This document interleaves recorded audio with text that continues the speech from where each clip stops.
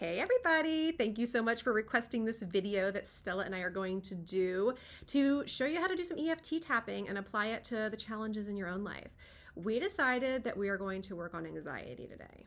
I love working on anxiety, especially because if you listen to our episode, you know that that's one of the first things I used it on, and it was such a game changer for me that I was like, sign me up for the Master Practitioner program immediately. I must know everything there is to know about this modality. So we're going to work on that. So Stella, what do you experience when you have anxiety?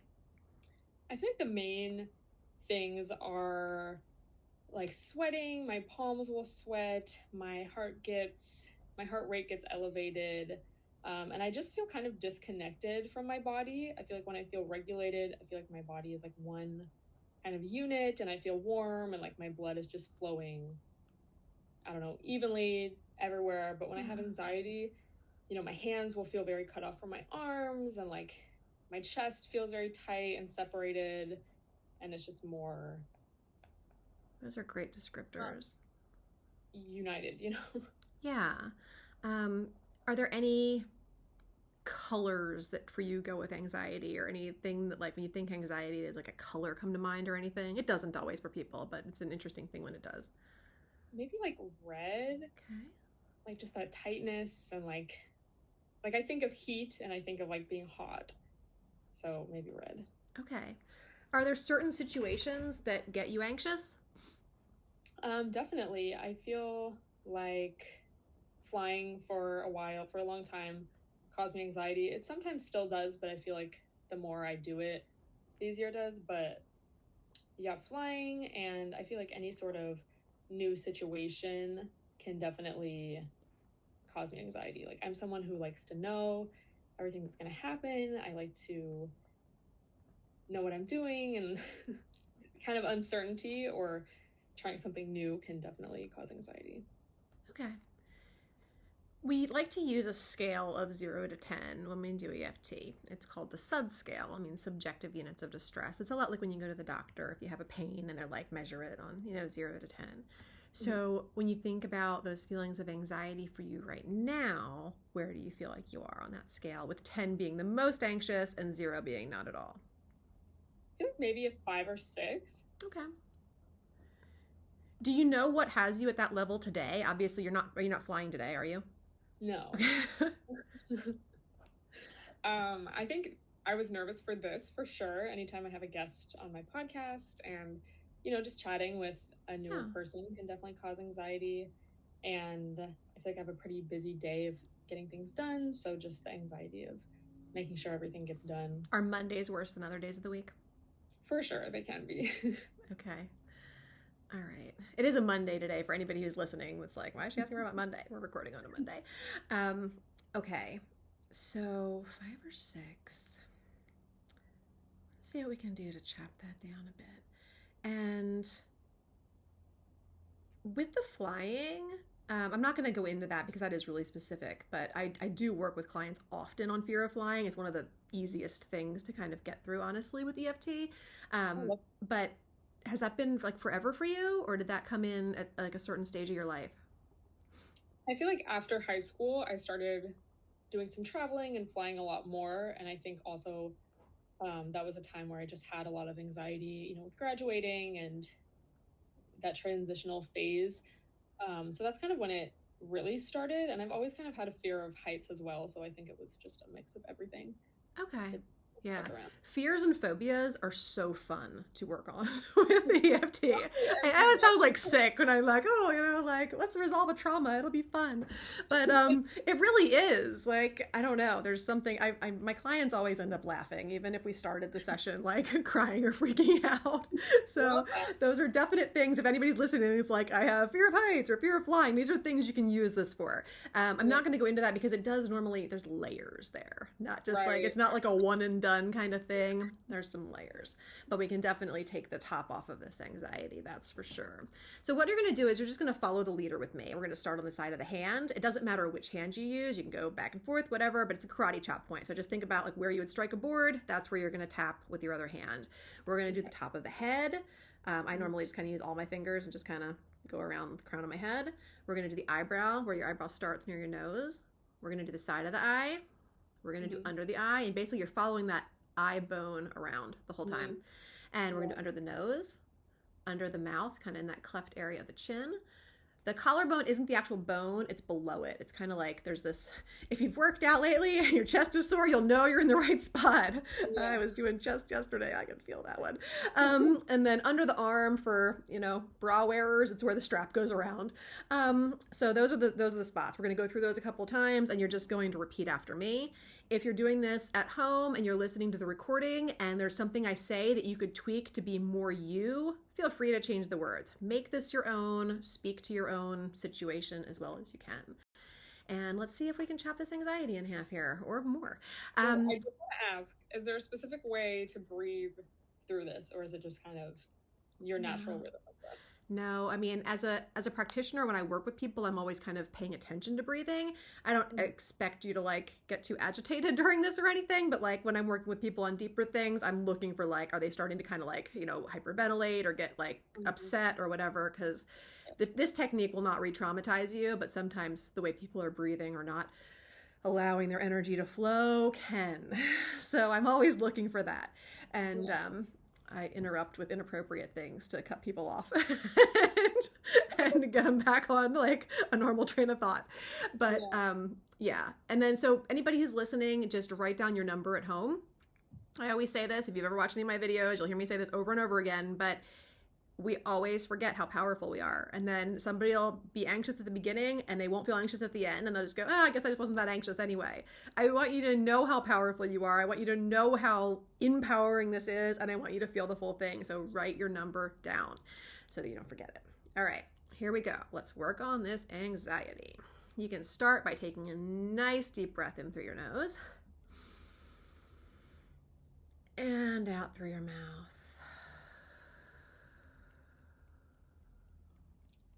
Repeat after me.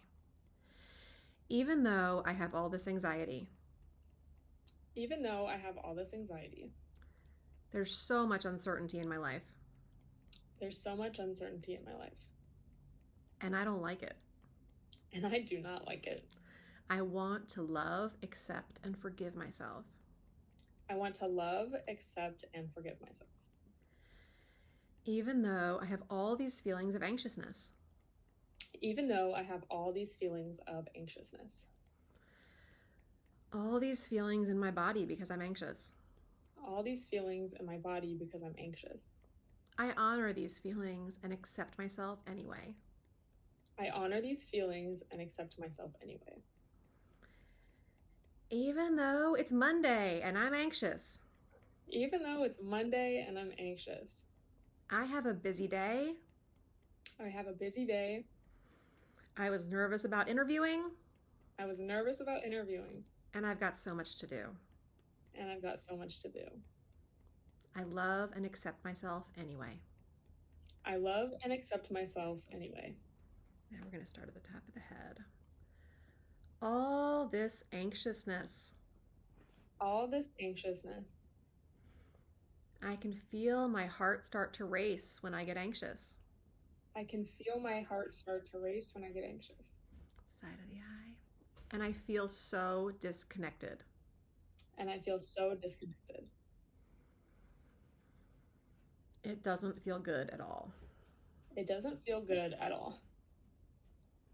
And I get hot and sweaty. And I get hot and sweaty. And I don't feel unified with my body. And I don't feel unified with my body. All this anxiety. All this anxiety. This resistance to what is going on in my life. This resistance to what is going on in my life. I'm clearing it down to a cellular level. I'm clearing it down to a cellular level. It is safe to let these anxious feelings go. It is safe to let these anxious feelings go. They are not serving me. They are not serving me.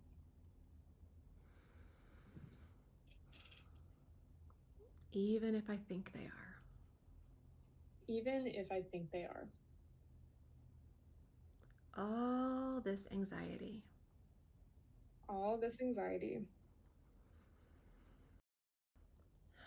This red, tight feeling in my chest. This red, tight feeling in my chest. Because everything is so uncertain. Because everything is so uncertain. And there's nothing I can do about it. And there's nothing I can do about it.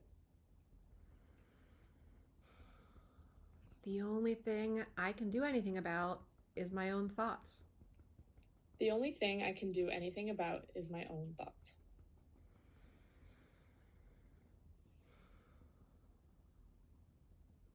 Choosing to release these feelings of anxiety. Choosing to release these feelings of anxiety.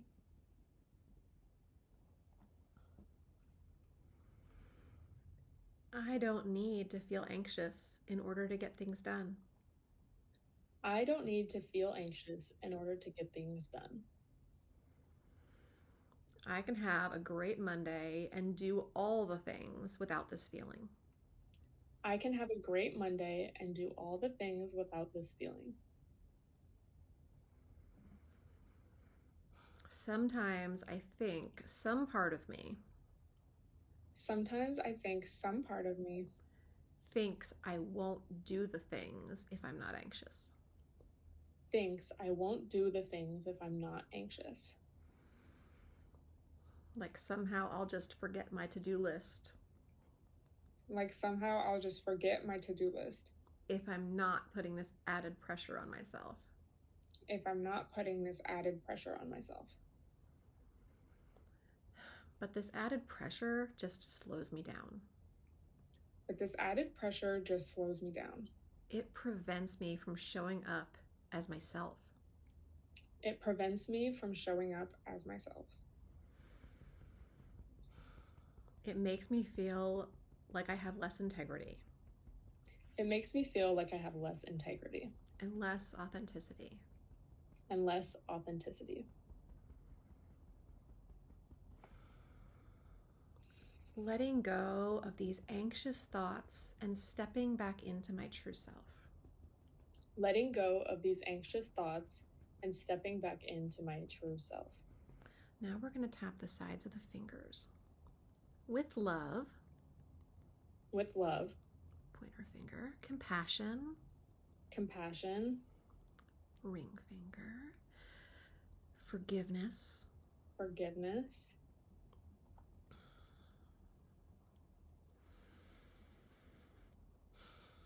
And hope. And hope. Back of the hand.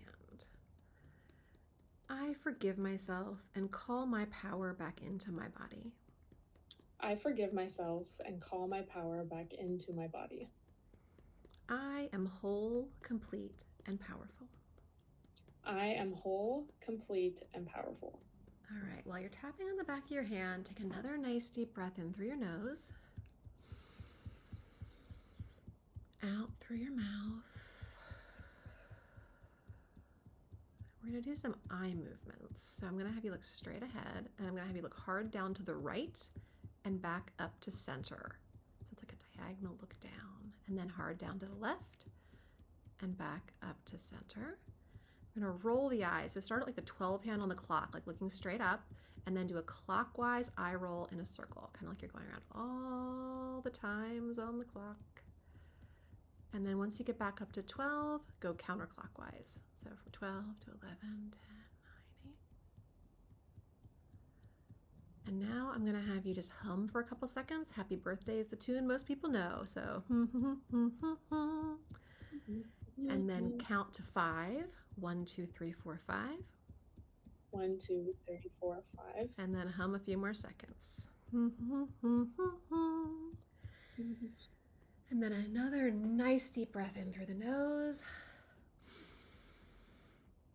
Exhale out through the mouth. And now you can stop tapping if you want. You can stretch, you can yawn, whatever feels good for you right now.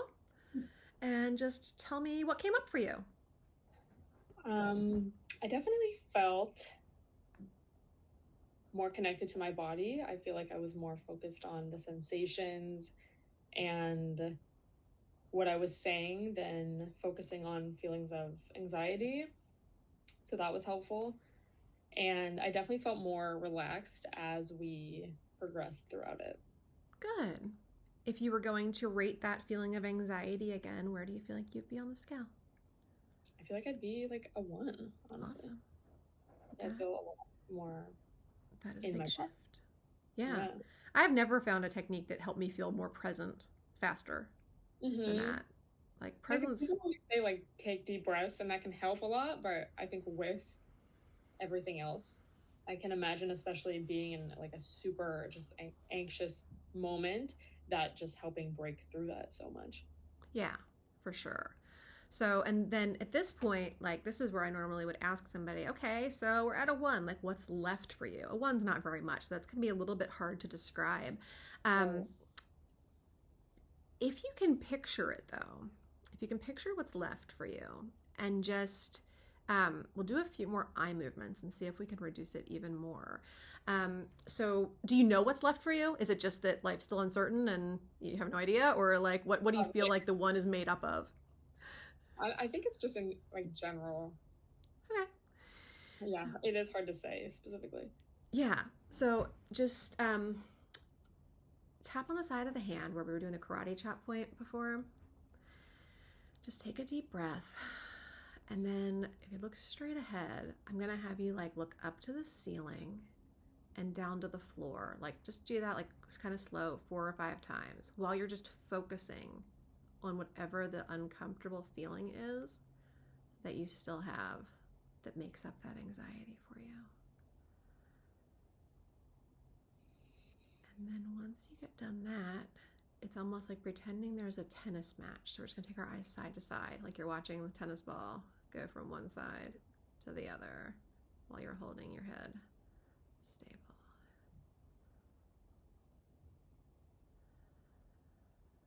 Another nice deep breath.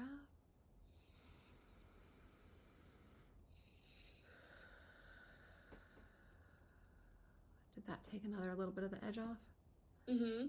Yeah. Okay. How do the eye movements work in with everything? The eye movements kind of work in that there's different parts of the brain and the nervous system that are attached to the different areas of the eyes. As we move them, you can like release blockages there. Sometimes I can also see, like when I work with clients, even though I'm like rolling my eyes with you a lot of the time, I'll go back and I'll like watch the tapes and see like, was there a place where we missed that or whatever? Because that usually, if you can't actually get that movement, there's a blockage there. There's something emotional to work on in order to be able to get that full movement. But there is a definite connection between the brain and the nervous system and the eye movements that can be resolved when those are used appropriately. And we don't always use eye movements with EFT, but when there is what we like to call psychological reversal, which is when kind of like your energy is like running in the wrong direction, like it normally flows in one direction and it's going in the other, it can help to do that. Psychological reversal happens with a lot of things where we say like we want to do something or we want to feel a certain way or we want to break a habit, but then we do the exact opposite of it like over and over and over again. We know that like the energy is not running in the right direction. Otherwise our behaviors and things would align with what we want, and instead we keep contradicting that, or self-sabotage is a lot of times when we use those. So sometimes with anxiety, and the reason I did that today was because sometimes, like I said during that tapping session, like we feel like we have to hold ourselves to that. Like, you know, if I was to go easy on myself, then I might not do the things, or I might not do them as well, or whatever. And we don't realize that resistance that we create through our anxiety actually keeps us more separate from the intended outcome than anything else. Yeah. So there's a bit of psychological reversal there. Yeah. Interesting. Do you have any other questions? I don't think so. It was so cool to experience that. And, you know, we just talked about it on the podcast. So it's so cool to now put everything in context and have my own experience. Awesome. Well, I thank everybody for listening and doing this along with us. I always love to hear people's outcomes. So if you want to share what happened with me, feel free to email me, Theresa@TheresaLearLevine.com. And I'll bet Stella would be interested in hearing from people too. Do you want to share an email address? Yes, StellaRaePromo@gmail.com. Cool. Thanks for tapping along with us. And make sure you guys hydrate because you've just moved a lot of energy. And regardless of your outcomes, that can be dehydrating. And you want to make sure you keep your body hydrated so the energy can keep moving and flowing. Also, if you didn't have any kind of a shift, you may not have been hydrated enough when you did it. And you might want to try again after you've properly hydrated. So interesting. Thanks again. All right. Take care, everybody. Bye.